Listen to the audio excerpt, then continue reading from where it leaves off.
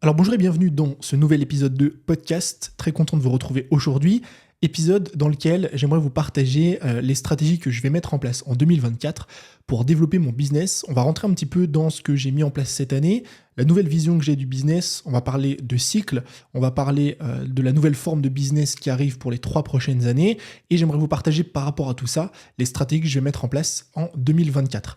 Avant de démarrer, lié à ces stratégies, ce que je vais faire dès demain, c'est que je vais retirer définitivement de la vente 7 formations que j'ai aujourd'hui dans mon business. Des formations qui sont extrêmement intéressantes d'un point de vue du fond, qui vont vous apprendre énormément de choses, que ce soit dans le développement de votre chaîne YouTube, dans la création d'habitudes, le fait d'apprendre à trouver des idées, votre organisation, votre productivité. Il y a même des formations sur la vente. Eh bien, ces formations, je vais les retirer de la vente dès mercredi, pour la simple et bonne raison que la forme ne me convient plus et j'ai envie de changer pour 2024. À cette occasion-là, j'ai décidé pour la première fois de mon business en 6 ans d'offrir une réduction exceptionnelle de 82%. Vous pouvez accéder à ces 7 formations, normalement à un tarif de 540 € si vous les achetez indépendamment. Et aujourd'hui, vous pouvez accéder pour seulement 99 €. Attention, c'est une offre qui n'est valable que quelques jours seulement, 3 jours seulement.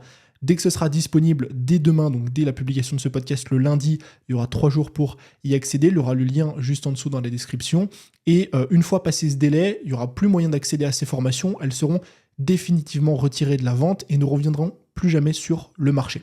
Donc parenthèse terminée, si vous voulez y accéder, checkez directement dans la description. Sinon, patientez demain par email ou sur Insta, je vous en parlerai. Aujourd'hui, du coup, revenons-en un petit peu à nos moutons. Les stratégies que je vais mettre en place dans mon business en 2024. Avant de vous parler de ça, il faut parler de 2 choses. C'est l'état de mon business après 6 ans. Parce que vous le savez, si vous me suivez, ça fait 6 ans maintenant que j'entreprends. J'ai lancé mon business en 2017. Et en fait, j'ai remarqué quelque chose, que ce soit dans la vie, mais aussi dans le business, il y a des cycles. Et j'ai remarqué qu'il y a un cycle qui revient assez souvent, c'est le cycle des 3 ans. Vous savez, on en parle souvent en amour, c'est le cycle des 3 ans d'une relation, les 6 ans, les 9 ans. Je ne sais pas pourquoi, je pense qu'il y a quelque chose de temporel qui fait qu'après 3 ans, il y a toujours des choses à renouveler, des choses sur lesquelles il faut travailler. Et en fait, dans le business, j'ai un peu l'impression que c'est la même chose. C'est-à-dire que quand on se lance, on a en général les 3 premières années de business qui sont des années un petit peu folles. On est capable de bosser depuis notre canapé, on est capable de bosser dans des endroits improbables, on est surmotivé, on a plein de projets. C'est vraiment l'éclate, c'est vraiment le début du projet, les flammes sont là, etc. Ensuite, j'ai l'impression que de l'année 3 à l'année 6, année dans laquelle moi j'étais, on rentre dans une phase un peu de professionnalisation. C'est là qu'on va commencer à déléguer, on va commencer à scaler un petit peu l'entreprise, à mettre en place plus de choses. Et là, j'entre dans un nouveau cycle de mon business. On rentre dans le cycle numéro 3, de l'année 6 à l'année 9. Et je pense que justement, c'est le moment pour moi de faire évoluer mon business sur énormément de choses. Et pourquoi je vous fais cet épisode? Pour vous partager justement les stratégies de ce nouveau cycle que je vais mettre en place.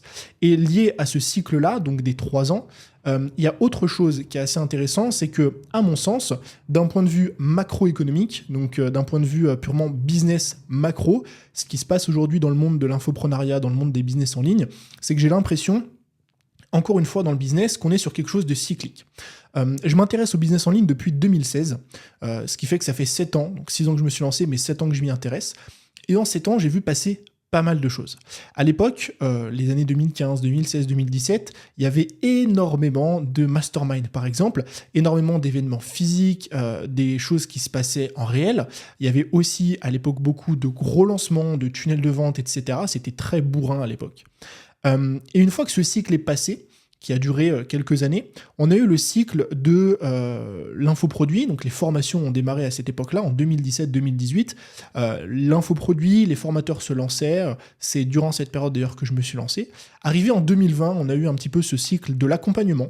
Beaucoup de personnes, au-delà des formations, se mettaient à accompagner leurs clients, souvent sur 12 semaines, etc. Et j'ai l'impression, en tout cas, à mon sens, qu'on va rentrer maintenant dans l'année 2024 et peut-être pour les 2-3 prochaines années, dans un cycle que j'appelle le cycle relationnel. En fait, le cycle relationnel, c'est quoi? C'est qu'on va rentrer dans un nouveau cycle qu'on avait connu, à mon sens, dans les années 2015, 2016, 2017, qui est le cycle de la relation avec le client.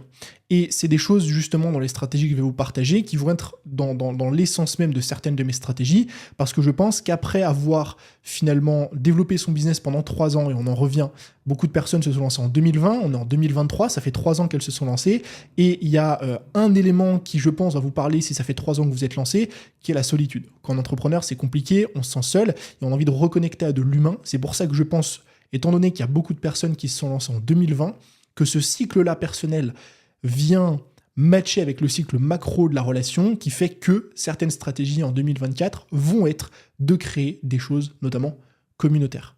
Donc, c'est 2 parenthèses assez importantes que je voulais vous partager, parce que peut-être que c'est quelque chose qui peut vous intéresser pour votre business en 2024. La première stratégie que je vais mettre en place, qui est une stratégie finalement que j'ai déjà dans mon business, mais que je vais accentuer, c'est qu'en 2024, je vais me concentrer beaucoup plus sur mon podcast. Donc, vous l'écoutez actuellement, mon podcast s'appelle But First Coffee. Je vais d'ailleurs changer le nom après un nom qui me plaît toujours, mais j'ai envie de changer pour quelque chose de différent. Et en fait, je vais faire un focus sur le podcast l'année prochaine avec plus d'épisodes solo. J'aimerais sortir peut-être 2 à 3 épisodes semaine. Attention, je ne vous fais pas une promesse, mais j'aimerais en sortir au moins 2 ou 3 semaines. Et en plus de ça, je vais reprendre aussi les ITV avec d'autres personnes pour plein de raisons. La première, c'est que je me suis rendu compte que le podcast, c'est un format que j'aimais énormément. C'est un format que j'aime beaucoup, que ce soit créé en solo, comme les épisodes que je suis en train de vous faire, que ce soit aussi créé en duo. C'est là finalement où je suis le meilleur, le fait d'aller chercher des personnes, poser des questions, et c'est aussi le genre de conversation que je trouve extrêmement intéressante. En plus de ça, le podcast, à mon sens, en 2024, a le vent en poupe. Autant qu'il l'avait en 2023, ça va continuer sur cette lancée. Il y a juste à voir le nombre d'influenceurs, le nombre de personnes qui se mettent à créer des podcasts et en écouter. À mon sens, en tout cas, c'est vraiment une année pour le podcast, je pense. Et le point aussi qui est très important, qui est finalement le plus gros point, c'est que c'est une plateforme qui va me permettre de créer une vraie relation avec mon audience. Pourquoi ? Parce que le podcast, on a ce format qui est très intime. Vous m'écoutez sans doute avec une paire d'écouteurs, vous êtes sans doute en train de faire quelque chose, peut-être à la salle, peut-être en train de marcher, promener votre chien, faire du vélo, peu importe. D'ailleurs, n'hésitez pas à partager le podcast en story pendant que vous l'écoutez. Ça me permettra de savoir un petit peu ce que vous faites en même temps. Et c'est le petit instant promotion. Et le podcast, on l'écoute vraiment dans ce moment intime où on connecte avec les personnes. C'est, à mon sens, un contenu de relation parce qu'on va rester longtemps avec quelqu'un. On va écouter 80-90% d'un épisode qui dure entre 20 à 30 minutes. On va vraiment créer une connexion. Et je pense qu'en fait, encore une fois lié au cycle de développement de mon business, j'arrive à un stade après 6 ans où en fait, je suis plus nécessairement à la recherche de trafic, mais je suis plus à la recherche de connexion avec mon audience, créer du contenu pour les personnes qui sont déjà là. Et j'avais testé, passer un moment, de faire une newsletter. J'ai envoyé quelques newsletters, mais j'arrive pas à tenir ce format pour la simple et bonne raison que c'est pas le format dans lequel je m'épanouis le plus. Moi, ce que j'aime, c'est parler, faire des vidéos, avoir un setup sympa comme celui que vous êtes en train de regarder sur YouTube, par exemple, et tout simplement parler avec un micro, parce que c'est là où je suis bon, c'est là où je suis doué. Et donc, miser sur mes forces, faire des épisodes de podcast, c'est ce qu'il y a de plus simple pour moi. Donc, je vais focus sur le podcast en 2024. Et par rapport à ce que j'apporte aujourd'hui, donc il y aura plus d'épisodes, il y aura des ITV, mais je vais faire quelques modifications. C'est que je vais créer une chaîne secondaire exprès pour le podcast. Et la raison, elle est simple. Si vous posez la question, je me suis longtemps posé cette question, moi, de me dire qu'est-ce que je fais ? Est-ce que je garde tout sur une chaîne principale ? Est-ce que j'en fais 2 ? Je suis parti du principe de me dire, si les gens aiment mon contenu sur YouTube, sur ma chaîne principale, ils vont aimer mon podcast. Donc, jusqu'à présent, je postais mon podcast sur ma chaîne YouTube principale, étant donné que je filmais. Maintenant, il y a 2 problèmes qui se posent à moi. Le premier, c'est qu'étant donné que en 2024, je compte augmenter la fréquence de publication, et bien finalement, j'ai pas envie de me retrouver avec des personnes qui s'abonnent via mes vidéos YouTube, que je peux faire des vidéos très SEO, le guide sur Instagram, des vidéos sur les revenus passifs, sur les tunnels de vente, etc., qui vont être intéressés par des formats purement YouTube et qui vont être spammés comme ça d'autres contenus qui sont plus podcasts. Et à mon sens, c'est contre-productif de faire ça aujourd'hui avec du recul parce que vous vous retrouvez avec des personnes qui regardent une vidéo sur 2. Alors que pour l'algorithme, pour la rétention, je pense que c'est mieux d'avoir des abonnés qui regardent toutes vos vidéos. Et en plus de ça, étant donné que je compte finalement augmenter la fréquence de publication, 2-3 épisodes semaine, peut-être plus si j'ai envie d'en faire plus, en fait, ça va commencer à foutre un peu la pagaille sur ma chaîne YouTube si je garde en même temps mes vidéos YouTube. Ma vidéo YouTube, je la poste le mercredi. Si je décide de faire 3 ou 4 épisodes semaine, je vais sortir quoi? Une vidéo le lundi, une le mercredi, une le vendredi, une le samedi, une le dimanche. Voilà, ça risque d'être très fouillis. Donc je me suis dit, ce que je vais faire, c'est que pour avoir un maximum de liberté et une certaine logique finalement de consommation, je vais avoir ma chaîne YouTube principale, ce sera mes vidéos YouTube sur les thématiques que je traite habituellement qui vont servir à attirer du trafic, et ma chaîne de podcast sur laquelle je vais connecter avec mon audience sur des sujets beaucoup plus techniques, beaucoup plus profonds. Il y aura les ITV, on va vraiment prendre le temps. Ok? Donc ça, c'est la première chose, la première stratégie que je vais mettre en place. La deuxième stratégie, c'est que je vais créer un écosystème complet de repartage. Alors je m'explique. Il y a un bouquin très intéressant qui s'appelle The Unfair Advantage. Donc en gros, c'est votre avantage incomparable, votre avantage compétitif, et qui explique que n'importe quelle personne sur cette planète a forcément un unfair advantage par rapport aux autres personnes. Ça peut être votre réseau, ça peut être votre argent, ça peut être vos compétences sur certaines choses, vos appétences. Et je suis tombé d'ailleurs sur un réel d'une personne, je ne saurais pas retrouver son nom, c'est quelqu'un qui me suit, qui fait des super réels sur Insta, et qui expliquait justement ça, que son avantage compétitif, c'était sa passion pour la vidéo. Et c'est vrai qu'il avait des vidéos, donc des shorts, des réels, très chiadés par rapport à ce qu'on peut voir, et c'est à mon sens ce qui fait qu'il arrive à attirer autant de trafic. Donc vous voyez que ça ne nécessite pas forcément de l'argent ou des choses très compliquées. Et quand je fais le point aujourd'hui sur mon business, il y a deux choses, il y a deux unfair advantage que j'ai. Le premier, c'est l'argent, parce que j'ai un capital monétaire qui fait que je peux déléguer très facilement. Et le deuxième, c'est que j'adore créer du contenu vidéo, et je crée beaucoup de contenu vidéo. Les vidéos YouTube, les podcasts, et vu que je compte augmenter la fréquence en 2024, il y aura de plus en plus de contenu vidéo. Et donc ce que j'ai décidé de faire, c'est que je vais mettre en place une vraie stratégie de notoriété. Il y a différents outils qui permettent de faire ça. Est-ce que je vais l'utiliser ou pas? Je ne sais pas encore. Il y en a un qui s'appelle Opus Clip, qui est une intelligence artificielle qui permet, en mettant une simple vidéo, donc une simple URL, de découper automatiquement différents passages de la vidéo et de les sous-titrer. Donc j'avais fait un test sur une ITV que j'avais fait avec Eric Flag, une vidéo qui durait 1 heure, j'ai pu sortir quasiment 38 shorts, je crois. Alors, j'ai testé, c'est pas mal. Maintenant, le problème, c'est que tous les shorts ne sont pas très qualitatifs. Faut faire quand même une grosse sélection. Donc, je vais voir. Peut-être que je vais déléguer ça à ma monteuse. Mais en tout cas, l'idée, c'est vraiment de me dire, étant donné que j'ai un avantage compétitif là-dessus, que je crée beaucoup de contenu vidéo, et en plus de ça, que j'ai l'argent et les équipes pour pouvoir soutenir ça, ce que je vais faire, c'est que je vais me concentrer, moi, sur ce que je fais le mieux, ce que j'aime faire, qui est le contenu vidéo. Et mon équipe va s'occuper de la stratégie de notoriété de repartage, c'est-à-dire couper un maximum de shorts, les publier sur YouTube Short, TikTok et les réels. Je vais tester de reprendre ça en 2024 pour aller chercher de la notoriété, et sur la chaîne YouTube principale, et aussi sur le podcast. Étant donné que le podcast, je vais le reprendre, l'idée, ça va être aussi d'aller chercher des personnes à attirer sur le podcast. Alors, je ne vous l'ai pas expliqué, mais peut-être, j'hésite encore, que je vais faire une page Instagram dédiée au podcast, ce qui permettra de simplifier, si vous voulez, la gestion entre les deux. Donc ça, stratégie de repartage, très intéressant à mon sens en 2024. Stratégie suivante que je vais mettre en place, c'est que je vais sortir beaucoup plus d'offres qui vont être sur un problème spécifique, beaucoup plus d'offres spécifiques. En fait, jusqu'à aujourd'hui, et je pense que c'est une bonne chose de commencer par ça, si vous voulez, encore une fois, dans les cycles de business, le cycle de fondation, de croissance, finalement, des 3-6 premières années, je pense qu'il faut aller chercher des problématiques de masse. Pourquoi? Parce que la problématique de masse fait que vous allez pouvoir attirer des clients en nombre. Si par exemple vous êtes dans la perte de poids, c'est simple, vous sortez un programme sur la perte de poids et puis vous ne faites que ça pendant les 2-3 premières années. Et moi c'est ce que j'ai fait avec Instagram, c'est ce que j'ai fait avec d'autres thématiques. Si vous voulez, il y a le principe 20-80 dans mon business qui fait que 80% de mes revenus viennent de 20% de mes produits. Et ça, je pense que c'est une bonne stratégie, encore une fois, parce que c'est là où vous allez vraiment pouvoir scaler l'entreprise, scaler votre business et générer des revenus. Maintenant, j'arrive à un stade, encore une fois, après 6 ans, où la croissance en termes d'audience n'est pas mon objectif. Et au-delà d'être un objectif, je pense aussi que sur un marché donné, on peut arriver à une certaine saturation.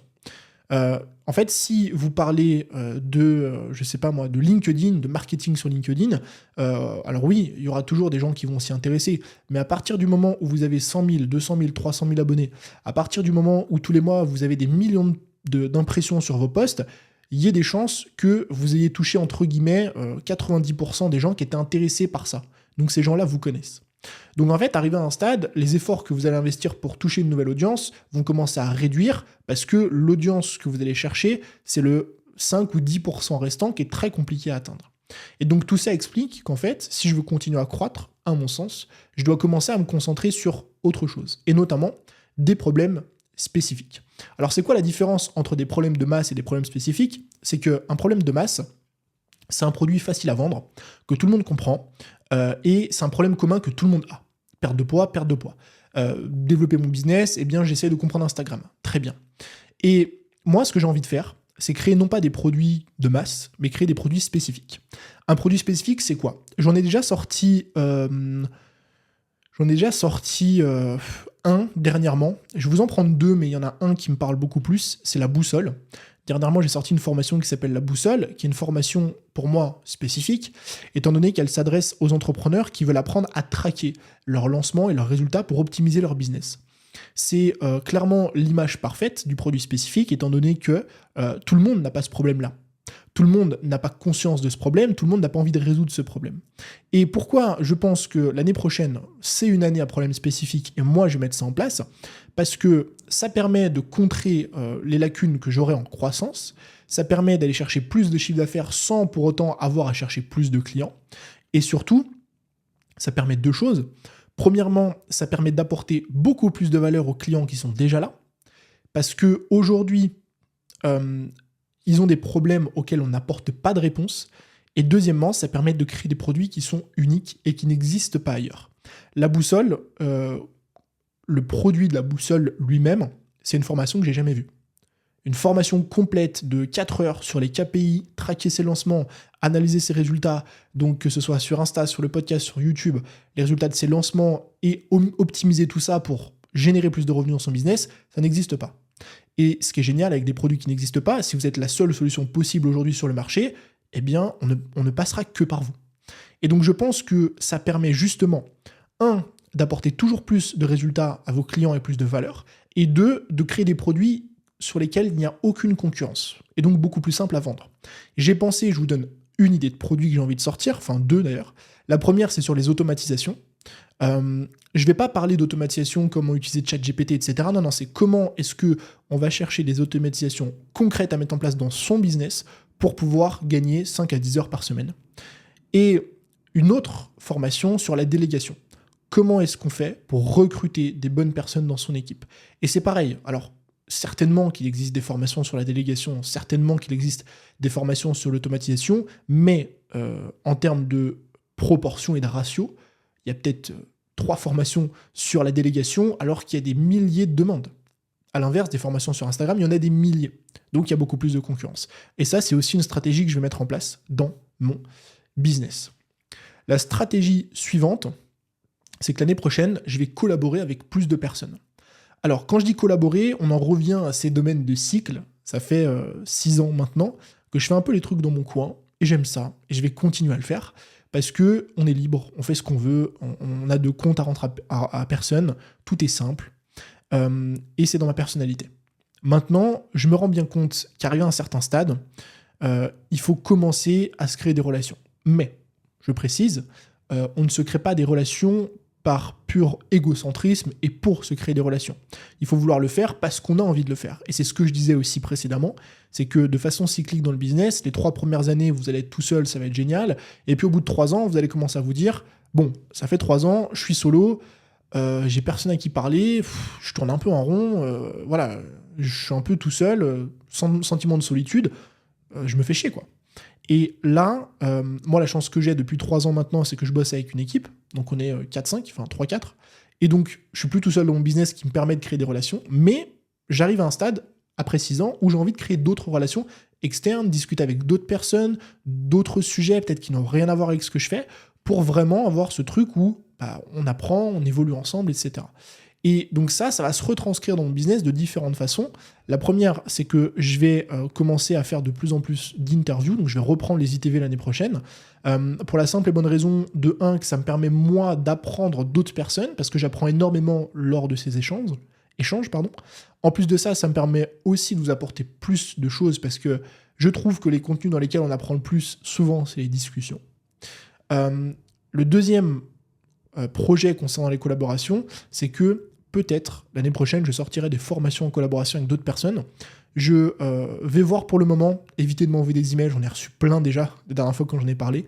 Je sais déjà qui j'ai en tête pour quel projet, mais pourquoi je trouve que c'est intéressant? Parce qu'encore une fois, on en revient à cette idée d'unfair advantage. C'est-à-dire que moi, il y a des domaines de compétences que je ne maîtrise pas, et c'est des problématiques qu'ont mon audience. Donc, vu que je ne maîtrise pas ces domaines-là, pourquoi ne pas appeler quelqu'un qui va expliquer à mon audience comment faire, parce que moi, je ne sais pas faire. C'est, encore une fois, sur le papier, je ne sais pas si je le mettrai en place, mais on verra. Et le troisième point, c'est que j'aimerais peut-être l'année prochaine créer d'autres projets, toujours dans cette idée de business, donc au-delà de la formation et de ce que je fais, et créer des projets annexes liés au business, forcément, ça demande de collaborer avec d'autres personnes et de travailler avec d'autres personnes. Donc, je vais voir, en tout cas à ce niveau-là, mais je pense que c'est encore une fois quelque chose qui est opportun pour moi de faire maintenant. Stratégie suivante, ça va être de me concentrer sur mes tunnels de vente. Les tunnels de vente, vous le savez, ça va faire maintenant plus de 3-4 ans que j'en ai dans mon business. J'ai fait une formation la dernière fois qui s'appelle Funnel Academy sur le sujet. Et à mon sens, c'est l'un des meilleurs outils aujourd'hui pour développer votre business. Pourquoi ? Parce que au-delà, évidemment, des ventes que ça permet de générer, forcément, ça vous permet surtout de gagner beaucoup de temps et beaucoup de liberté. Donc du temps, de la liberté, aussi des revenus plus sécuritaires, tout ce que vous voulez. Mais surtout, à mon sens, le temps. Pourquoi c'est de plus en plus important d'avoir du temps quand vous avancez dans votre business? Parce que c'est ce qui va de plus en plus vous manquer. Et à mesure que vous avancez, à mesure votre taux horaire augmente et à mesure le temps que vous avez disponible devient de plus en plus important. À l'époque, quand j'avais une journée de libre, étant donné que peut-être je pesais 10 € de l'heure, ma journée de libre de 5 heures, ça faisait 50 €. Voilà, j'avais pas gagné grand-chose en bossant sur un truc. Maintenant, quand on est à 2-3 000 € de l'heure, sur une journée, c'est beaucoup plus important. Donc le fait d'avoir des tunnels de vente, ça me permet moi de gagner du temps, qui me permet d'investir ce temps sur des projets qui vont aussi à l'avenir me permettre de gagner plus d'argent. Et donc ce que je vais faire cette année concernant les tunnels de vente, c'est que déjà, je vais créer de nouveaux tunnels de vente sur des offres spécifiques que j'ai aujourd'hui, mais qui n'ont pas de tunnel de vente. Et je vais faire deux autres choses. La première, c'est que je vais mettre en place des publicités sur du low ticket, donc c'est sur des offres qui sont à petit prix. Pourquoi ? Parce que ça me permet comme ça de tester la publicité et en même temps de récupérer des emails et en même temps d'amortir ma publicité. Étant donné que quelqu'un qui laisse son email derrière, il aura une offre, il suffit qu'une personne sur 10 achète pour qu'en gros je puisse faire de la publicité entre guillemets gratuitement. Donc je vais tester, normalement en début janvier, je vais voir. Et deuxièmement, ce que je vais faire, c'est que je vais optimiser mes tunnels de vente actuels. En fait, j'ai remarqué un truc, c'est que une fois qu'on a mis en place un tunnel de vente, c'est super, mais on l'optimise rarement. On regarde rarement ce qu'il en est, il est en place, il fait des ventes, c'est génial. Maintenant, imaginez un instant que vous avez un tunnel de vente, ce tunnel de vente vous rapporte 5 000 € par mois. Qu'est-ce qui se passe si vous doublez le taux d'inscription de votre landing page, votre page de capture? Vous passez de 25% à 50% d'inscription, ou même pas, même de 25% à 30%, voire 45% ou 40%. Eh bien, ça aura des répercussions directes sur vos ventes. Vous augmentez vos ventes de 10, 15, 20, 30%, voire 50%. Et donc, ce que je vais faire, c'est que je vais prendre des tunnels de vente actuels qui tournent, qui marchent, qui me rapportent de l'argent, et je vais aller chercher à optimiser chacune des étapes. La page de capture, la séquence d'email, la séquence de relance, la garantie, la masterclass, je vais essayer de la retourner, faire quelque chose de différent. Pourquoi ? Dans le but, à la fin de l'année 2024 ou mi-2024, d'avoir finalement un tunnel de vente en place qui tourne et qui a 100% de son optimisation. Parce que c'est ce qui me permettra d'obtenir plus de résultats sans avoir à travailler plus. C'est toujours la question que vous devez vous poser. Qu'est-ce que je peux mettre en place maintenant qui va me permettre d'obtenir plus de résultats et de gagner de l'argent sans pour autant avoir à travailler plus. Et la dernière stratégie que je vais mettre en place, je vous en ai parlé la dernière fois, je vous parlerai, je vous expliquerai, on fera le point d'ici 6 mois, je pense, d'ici là qu'on mette ça en place. C'est quelque chose que j'ai envie de faire, c'est que je vais fermer les portes de mes programmes signature. En fait, j'ai envie de tester ça depuis longtemps parce que j'ai une itération dans mon business, je me pose la question, j'ai une hypothèse, c'est de me dire, est-ce que je ferais plus de ventes si ma formation n'était pas accessible toute l'année ? Déjà, est-ce que je ferais plus de ventes? Est-ce que ça me permettrait pas aussi d'accompagner plus mes clients? Est-ce que mes clients eux-mêmes ne seraient pas plus motivés à cette idée-là de dire, bah ok, elle est accessible que 2 fois dans l'année, je la suis, je la mets vraiment en place. Le problème avec les hypothèses, c'est qu'à partir du moment où on ne les met pas en place, ça reste que des hypothèses. Et donc ce que je vais faire, c'est que j'en ai un peu marre là, que ce soit des hypothèses, donc je vais tester ça, début janvier. Je vais attaquer sur l'école des formateurs. Donc l'école des formateurs, c'est mon programme signature pour apprendre à créer et lancer une formation en ligne rentable, de A à Z. Si vous n'avez même pas d'idée, je vous montre comment trouver l'idée jusqu'au lancement, bref. Cette formation, les portes actuellement sont fermées, donc ça y est, j'ai fermé les portes depuis quelques semaines, on ne peut plus y accéder. Je vais du coup réouvrir les portes courant janvier, je pense, pendant quelques jours. Ensuite, je vais les refermer pour accompagner mes clients à lancer leur formation pendant 6 mois. Et le but, c'est qu'à la fin, ils puissent générer des revenus, qu'ils aient remboursé le prix de la formation et plus. Bref, qu'ils aient obtenu les résultats qu'ils voulaient obtenir avec leur formation. Et je ferai le point dans 6 mois, savoir si oui ou non c'est intéressant, savoir si finalement ça vaut le coup ou s'il vaut mieux garder ces formations ouvertes toute l'année et faire comme je fais habituellement. Mais étant donné que j'ai jamais mis ça en place, pour l'instant ça ne reste qu'une hypothèse. Donc voilà un petit peu ce que je vais mettre en place pour 2024. Voilà un petit peu les stratégies, j'espère en tout cas que ça vous a aidé, inspiré, peut-être donné des idées. Pour rappel, j'ai une offre actuellement. Vous pouvez accéder à cette formation au tarif de 99 € au lieu de 540 €. Et ça, dès demain, donc la sortie de ce podcast, c'est dimanche, donc dès lundi à 8h du matin, il y aura le lien qui va apparaître juste en dessous. Il n'y a que 3 jours pour en profiter. À la fin des 3 jours, les formations seront définitivement retirées de la vente et ne seront plus jamais accessibles sur mon catalogue. Donc c'est la dernière chance pour vous de pouvoir y accéder. Je reste dispo si vous avez des questions. Je vous remercie comme d'habitude d'avoir écouté ce podcast et je vous dis à très bientôt pour un nouveau contenu. C'était Tony. Ciao.